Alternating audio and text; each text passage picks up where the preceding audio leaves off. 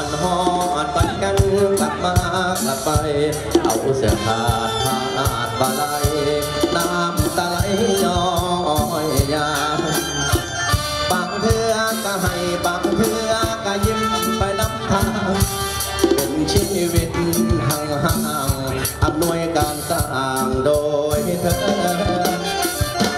เมืองอุดรผู้สาวคนแก่นหากผูกพันเคยสัญญาต่อกันจะหักมันอยู่เสมอคำหวานหวานล้อ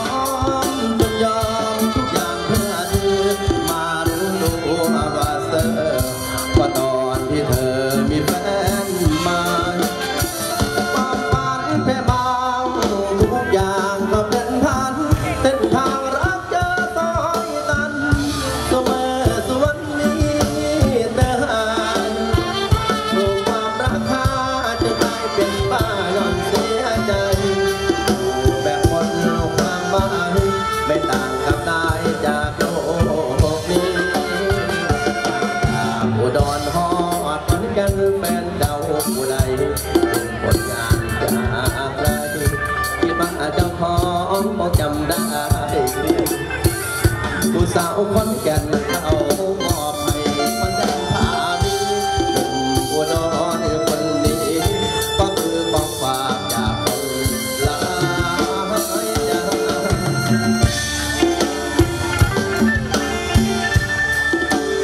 เปิดบอกกัน1 ทุ่มตรงเป็นต้นไปนะครับอยู่สุขุมวิทซอยหาเด้อตรงข้ามกับซอยลาซานนะครับอย่าหลายใจเด้อผู้สาวกลุ่มนี้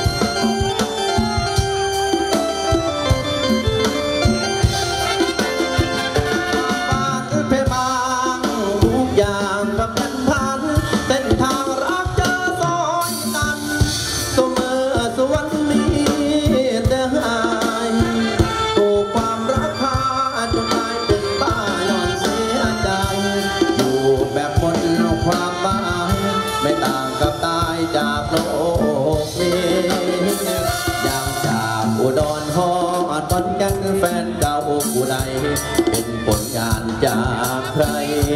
มาคงจำได้ดีผู้สาวคนแก่นเขามอบให้คนเด่นพามีหนุ่มอุดรคนนี้ก็คือของฝากจากสาวดัดเธอพี่ก็สุดหลายๆครับฝากไปในเรื่องวงสมจิตปะท่องความยินงานเมื่อพอกันที่ปากตรงขามปากซอยลาซานเด้อสุขุมวิทลอยหาครับ